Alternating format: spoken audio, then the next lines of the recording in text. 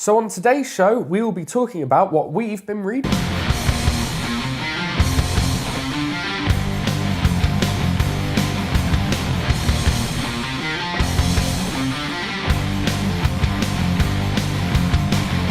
So we are back again with Charlie to talk about some of the books that we've been reading outside of the regular review show books. Because, we're comic book enthusiasts. We read books all the time, from back then.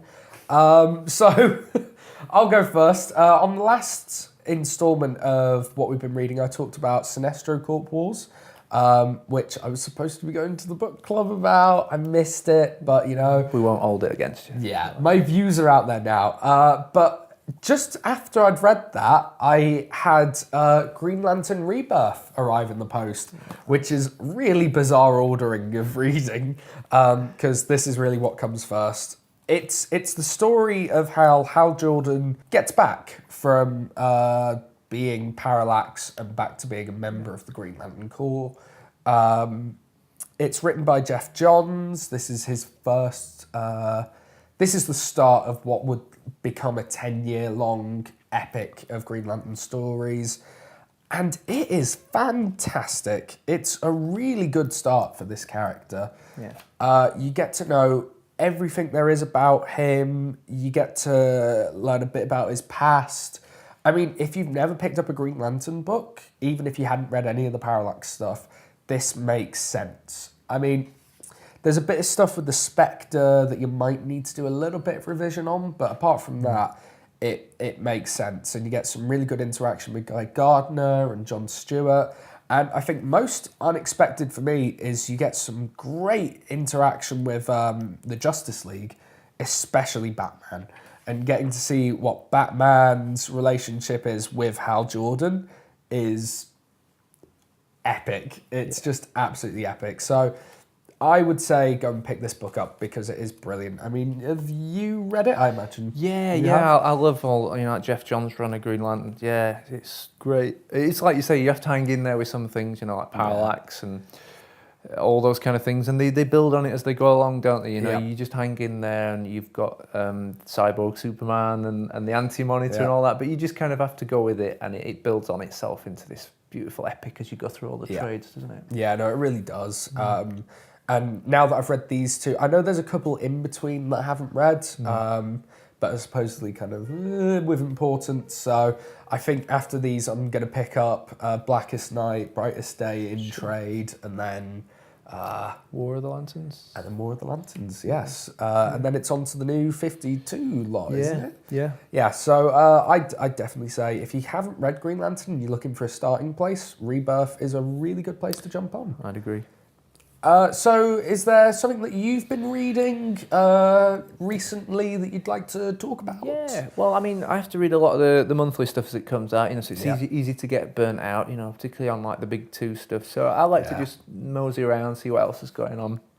And one little trade I picked up that I love that's an ongoing at the moment is Rachel Rising by Terry Moore. Okay, I've heard of this. I haven't picked it up. So for those unfamiliar, Terry Moore, he's kind of been in the industry a long time, very respected artist and writer. He did Strangers in Paradise, stuff like that. And this is a new project he's doing through his own company. I think it's Abstract Studio. So it's probably not got the oomph of marketing as something like Image or something, which is a real shame because Rachel Rising could easily be like a cracking Image book. It's got a lot of similarities in some ways to Revival. It's the plot is it's like a horror. This woman wakes up in a grave that she's kind of dug her way out of on the edge of town. Yeah. And she realises she's dead. She's got marks around her neck. Her eyes are all kind of cloudy and stuff. And so she wanders back into town to try and find out who killed her. Makes sense. It's got a kind of Twin Peaks vibe, Everyone's just a bit out of sorts and a bit odd. So the first trade's great because you're trying to work out what's going on. She goes back to the morgue and stuff, and people are kind of reacting strange to the fact that she's dead but alive.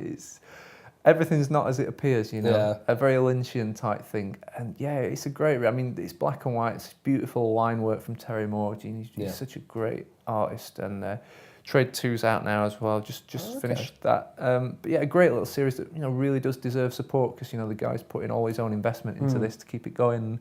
I hope we see more of it. Yeah, no, sounds really good. I mean, that's something that I'll definitely be interested in coming in, picking up. It shall be added to my list. Cool. My other book that I'd like to talk about is it's not a graphic novel actually, it's a one-shot by Dark Horse Comics, and it's not something that I'd normally pick up. I don't normally read much Dark Horse. Right. I'm currently reading Black Beetle, which is so cool. Good. Yeah. But other than that, I'm not really reading anything. So the only thing that kind of drew me to this book was Evan Doc Shanna, who is a regular on the website iFanboy in their Sketch of the Week segment.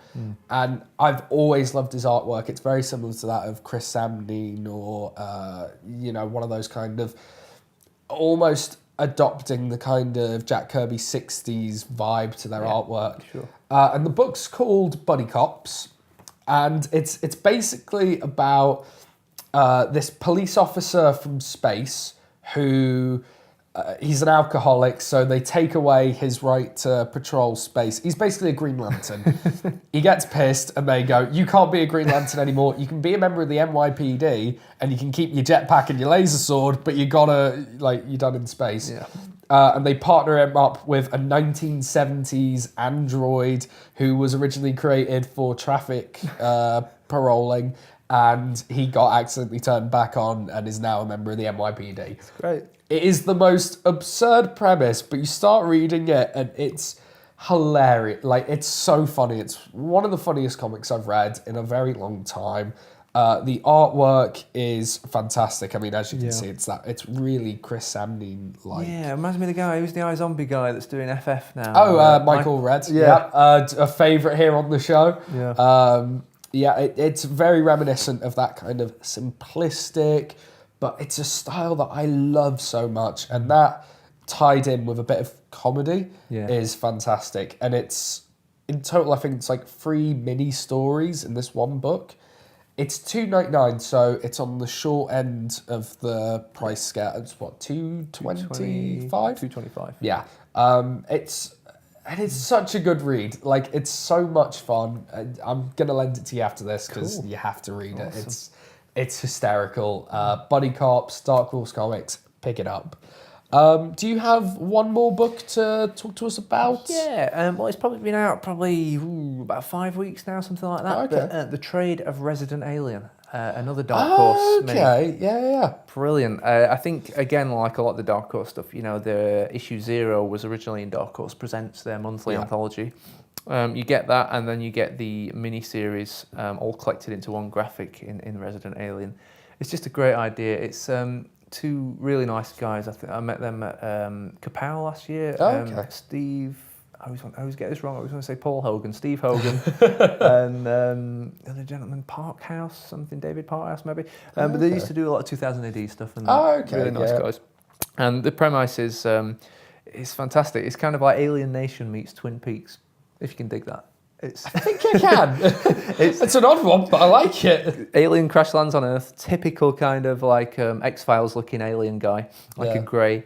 And he has this kind of cloaking device whereby only 1 in so many thousand humans can actually see him as an alien. Everyone else just sees him as whatever he projects. It's like They Live, almost. Yeah, without the wrestling.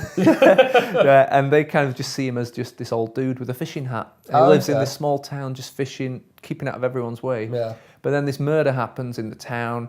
He has to become the doctor in this small town because of his advanced knowledge of like human anatomy and stuff. And then he also becomes a sort of armchair detective as well, and getting involved in this murder. It sort of intrigues him, even though he doesn't want to get too involved with humans. Yeah. So it's great. It's like he's just in this small town solving crimes as this alien doctor with a fishing hat.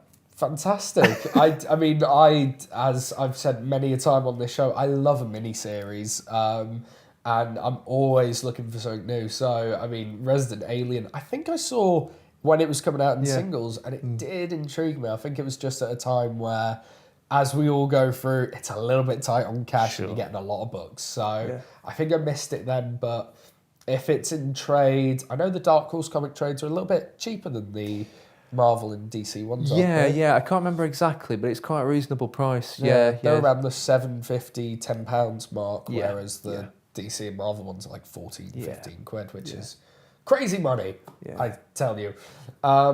Brilliant. So that's some of the things that we think you should be reading. If there's anything you think we should be reading, leave it in the comments down below. Also, you can tweet it at us, at Comic Book Show 1. You know, we read what you send us there. Don't necessarily reply all the time, but we read it. And you can always pop into Mega City Comics to have a chat with Charlie. Tell him what you think he should be reading. He'll tell you what you should be reading. Sure. It's an endless cycle of goodness. Yeah. Join us next time, and we will see you then. It's an odd one, but I like it.